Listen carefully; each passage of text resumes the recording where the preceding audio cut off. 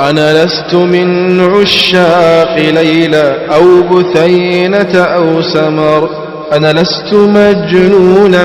ولا أهوى الخرافة والهذار، أنا لا أحب معازفا، أنا لا أحن إلى الوتر، إني أحن إلى صلاح قائد الجند البرر، وإلى إمام فاتح إني أحن